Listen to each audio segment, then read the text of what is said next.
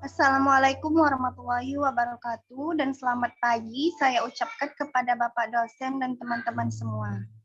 Di sini kami dari kelompok 5 akan mempresentasikan hasil materi kami yang berjudul Pancasila menjadi sistem etika dan makna-makna sila. Next. Adapun anggota kelompok dari kelompok 5, yang pertama Egita Agustina Barustepu, Putri Oktaviani, yaitu saya sendiri, Azira, dan Nadia Srinanda.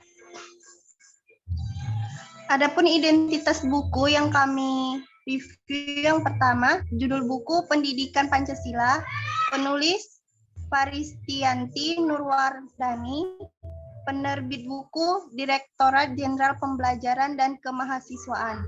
Tahun terbit 2016, ISBN 978 602 6470 010.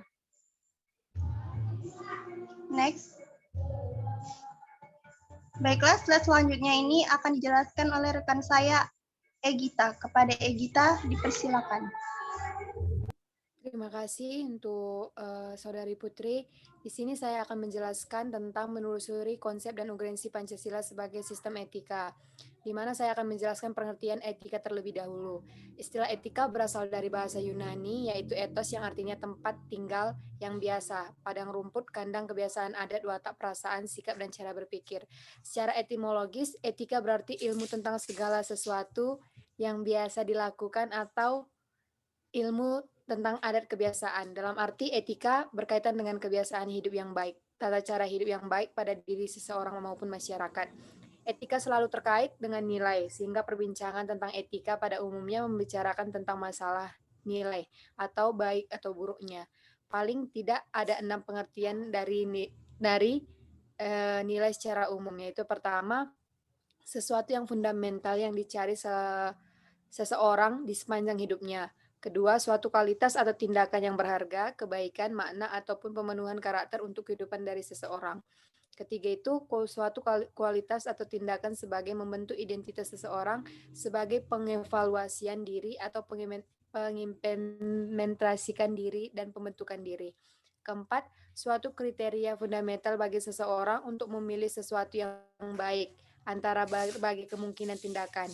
Kelima, suatu standar yang fundamental yang dipegang oleh seseorang ketika bertingkah laku baik bagi diri dan orang lain. Dan yang terakhir yaitu suatu objek nilai, yaitu hubungan yang tepat dengan sesuatu sekaligus membentuk hidup yang lebih berharga. Kedua, ada urgensi Pancasila sebagai sistem etika, yaitu pertama, banyaknya kasus korupsi di dalam negara ini sendiri gitu, yang menciptakan urgensi Pancasila itu sulit untuk dilakukan. Kedua, masih terjadinya aksi dari terorisme. Ketiga itu masih terjadinya pelanggaran hak asasi manusia atau HAM yang ada di negara kita. Keempat, atau kesenjangan antara kelompok masyarakat yang miskin ataupun masyarakat yang lebih berada. Kelima itu ada ketidakadilan antara hukum yang ada di Indonesia. Dan keenam itu banyaknya orang kaya yang tidak bersedia membayar pajak. Selanjutnya. Kedua yaitu menanya alasan diperlukannya Pancasila sebagai sistem etika. Pertama itu ada dedikasi moral yang melanda kehidupan masyarakat, terutama generasi muda, di mana contohnya yaitu penyalahgunaan narkoba, kebebasan tanpa batas, rendahnya rasa hormat kepada orang tua. Kedua yaitu korupsi akan bersifat merajalela, di mana korupsi di Indonesia itu sangat merajalela.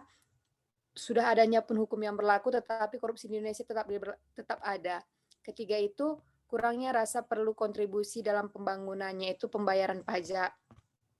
Keempat, pelanggaran hak asasi manusia dalam kehidupan bernegara ditandai dengan melemahnya penghargaan seseorang terhadap hak pihak lain. Kelima, kerusakan lingkungan yang berdampak terhadap berbagai kehidupan manusia seperti kesehatan, kelancaran penerbangan, nasib generasi muda yang akan datang, atau global warming. Saya kembalikan kepada moderator. Terima kasih kepada Egita. Baiklah, selanjutnya akan dijelaskan oleh rekan saya, Azira. Kepada Azira, dipersilakan. Terima kasih kepada moderator. Selanjutnya di sini saya akan menjelaskan tentang menggali sumber historis, sosiologis, politis tentang Pancasila sebagai sistem etika. Yang pertama itu ada sumber historis. Pada masa Orde Lama, Pancasila sebagai sistem etika ini masih berbentuk filosofi seconleg atau Weltanschauung. Filosofi seconleg ini berasal dari bahasa Belanda yang artinya pandangan dasar, norma dasar yang bersifat filsafat. Kemudian Weltanschauung ini berasal dari bahasa Jerman yang artinya pandangan mendasar tentang dunia. Jadi pada sumber historis ini nilai-nilai Pancasila ini belum ditegaskan ke dalam sistem etika, tetapi nilai-nilai moral telah terdapat pada pandangan hidup masyarakat pada masa Orde Lama. Pada masa Orde Lama ini mereka telah mengenal nilai kemandirian bangsa yang biasanya disebut oleh Presiden Soekarno dengan istilah berdikari atau berdiri di kaki sendiri. Yang kedua itu ada sumber sosiologis. Sumber sosiologis Pancasila sebagai sistem etika dapat ditemukan di kehidupan masyarakat di berbagai etnik di Indonesia. Misalnya saya ambil contoh pada masyarakat Minangkabau. Dalam hal bermusyawarah mereka itu memakai prinsip bulat air oleh pembulu, bulat kata oleh mufakat. Ini merupakan salah satu bentuk dari penerapan sila keempat di kehidupan masyarakat. Yang ketiga itu ada sumber politis. Sumber politis Pancasila sebagai sistem etika terdapat dalam norma-norma dasar atau ground norm sesuai dengan pendapat Haskell menyatakan bahwa teori hukum itu suatu norma yang berbentuk piramida. Jadi semakin tinggi norma itu, maka sifatnya akan semakin abstrak. Kemudian sebaliknya, semakin rendah kedudukannya, maka maka norma tersebut akan semakin bersifat konkret. Misalnya pada Pancasila, sistem etika merupakan norma tertinggi atau ground norm yang sifatnya abstrak, sedangkan pada perundang-undangan merupakan norma yang di bawahnya itu bersifat konkret. Slide selanjutnya, Egita.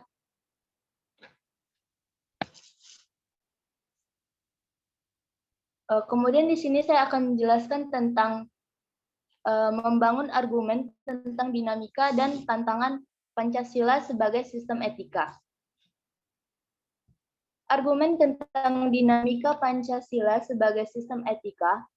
Berikut ini beberapa argumen tentang dinamika Pancasila sebagai sistem etika dalam penyelenggaraan pemerintahan di Indonesia dan dapat diuraikan sebagai berikut. Yang pertama itu, pada zaman Orde Lama, pemilu diselenggarakan dengan semangat demokrasi yang diikuti banyak partai politik, tetapi hanya dimenangkan oleh 4 partai politik. 4 partai politik tersebut yaitu Partai Nasional Indonesia, PNI, yang kedua Partai Muslimin Indonesia atau Parmusi, yang ketiga Partai Nahdlatul Ulama atau PNU, dan keempat Partai Komunis di Indonesia.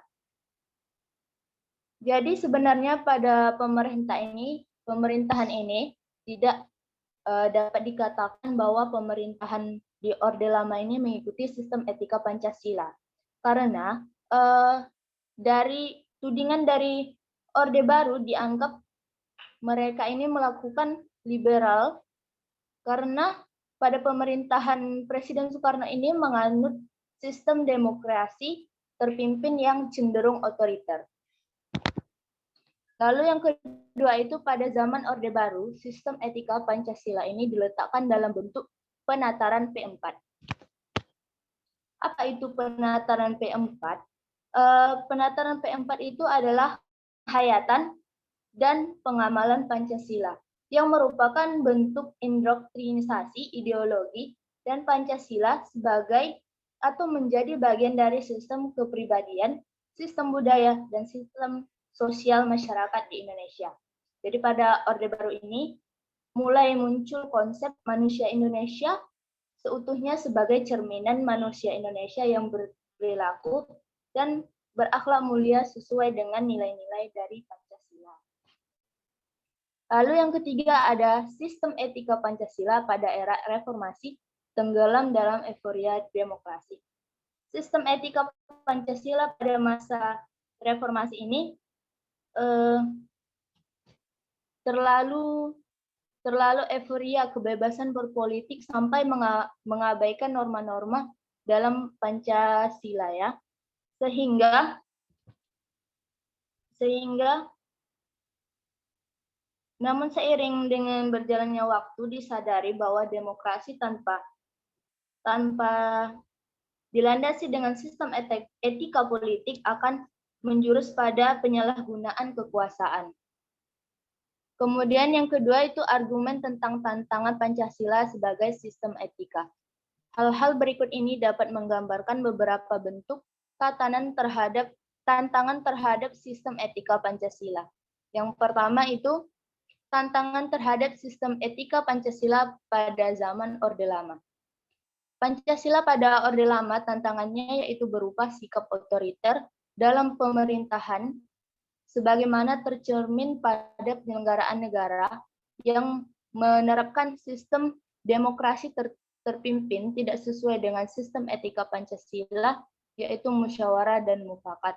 Lalu yang kedua, tantangan terhadap sistem etika Pancasila pada zaman Orde Baru yaitu terkait masalah NKK, yaitu nepotisme, kolus, dan korupsi. Nepotisme ini merupakan dia itu lebih memilih atau mendukung ya ke saudara-saudaranya. Jadi pada masa itu pemerintahan banyak dimasuki oleh kerabat-kerabat dari yang menjabat atau penjabat tertinggi. Kemudian kolusi yaitu persekongkolan antara dua pihak untuk melakukan suatu tindakan yang wajar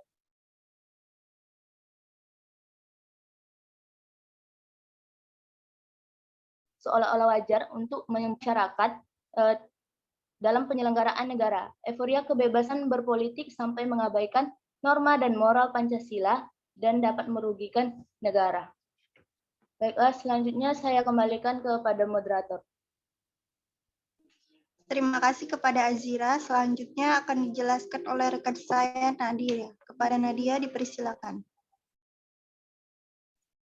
Terima kasih kepada moderator. Selanjutnya saya akan menjelaskan mengenai esensi dan urgensi Pancasila sebagai sistem etika. Yang pertama, esensi Pancasila sebagai sistem etika. Hakikat Pancasila sebagai sistem etika terletak pada hal-hal sebagai berikut. Yang pertama, hakikat sila ketuhanan terletak pada keyakinan bangsa Indonesia.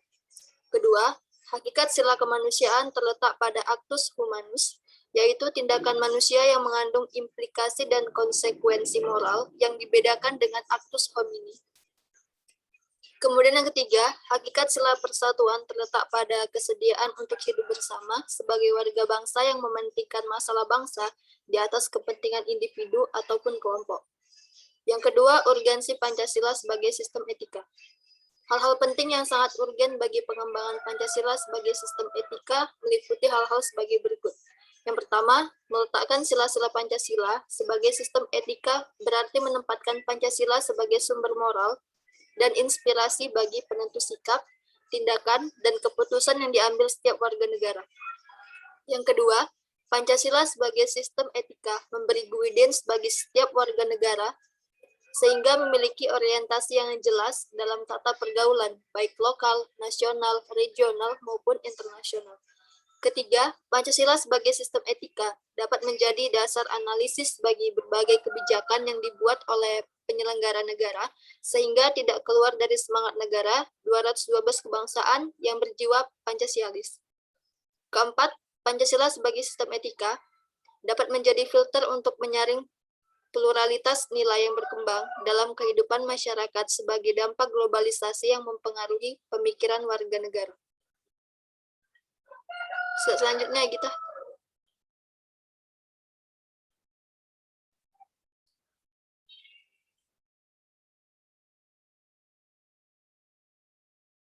Kemudian rangkuman tentang pengertian dan pentingnya Pancasila sebagai sistem etika. Pancasila sebagai sistem etika adalah cabang filsafat yang dijabarkan dari sila-sila Pancasila untuk mengatur perilaku kehidupan bermasyarakat, berbangsa, dan bernegara di Indonesia. Oleh karena itu, di dalam etika Pancasila terkandung nilai-nilai ketuhanan, kemanusiaan, persatuan, kerakyatan, dan keadilan. Kelima nilai tersebut membentuk perilaku manusia Indonesia dalam semua aspek kehidupannya.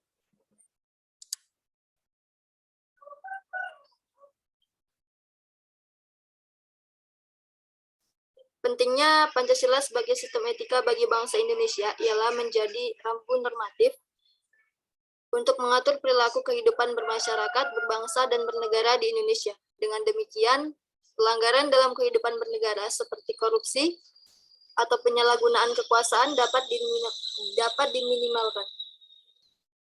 Baiklah, selanjutnya saya serahkan kepada moderator.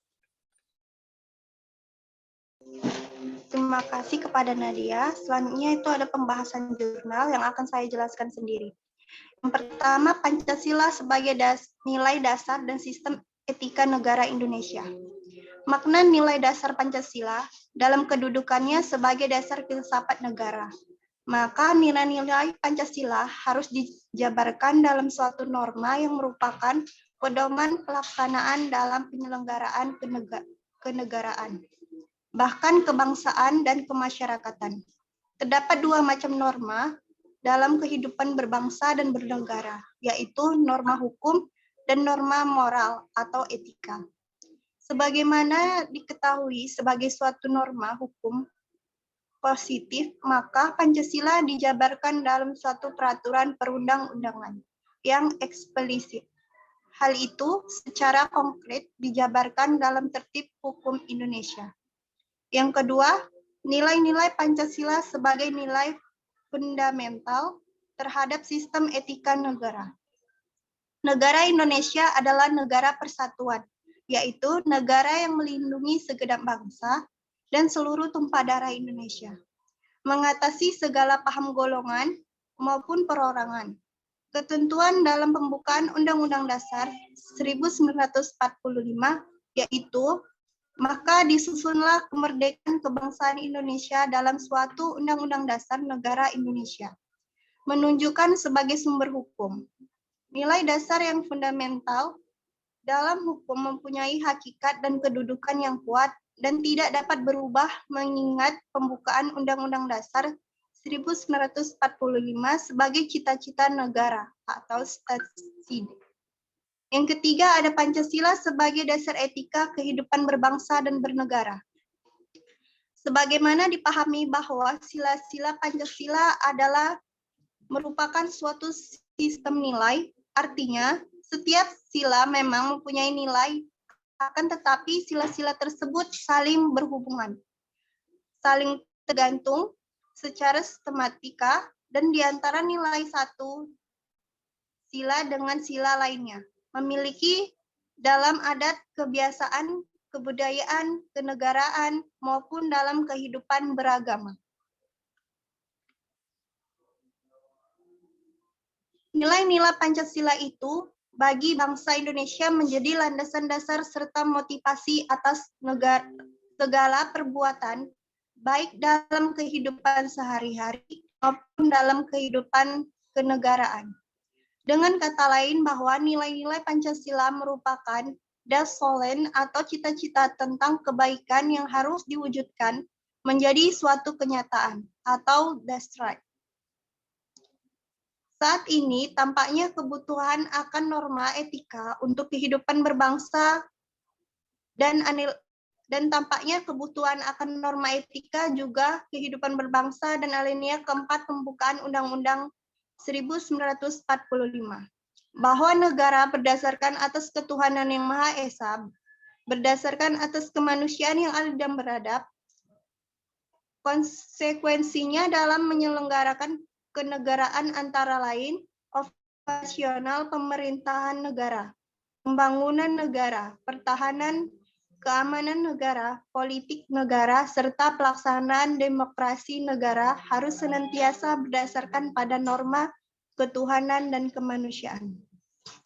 Nah, jadi kesimpulan yang dapat kami simpulkan dari materi kami berdasarkan uraian di atas, maka dapat disimpulkan sebagai berikut. Yang pertama, Pancasila dan etika adalah dua hal yang tidak dapat dipisahkan, karena merupakan suatu sistem yang membentuk satu kesatuan yang utuh, saling berkaitan satu dengan yang lain, yang dijadikan pedoman dalam kehidupan bermasyarakat, berbangsa, dan bernegara. Yang kedua itu implementasi Pancasila sebagai sistem etika dalam terwujud apabila pemerintah dan masyarakat dapat menerapkan nilai-nilai yang ada dalam Pancasila dengan mengedepankan prinsip keseimbangan antara hak dan kewajiban. Next. Baiklah, sekian presentasi dari kelompok 5. Lebih dan kurang kami mohon maaf. Dan kepada Bapak dosen juga teman-teman, bila ada kritik, saran, dan juga pertanyaan, kami persilakan. Kami akhiri. Assalamualaikum warahmatullahi wabarakatuh. Dan selamat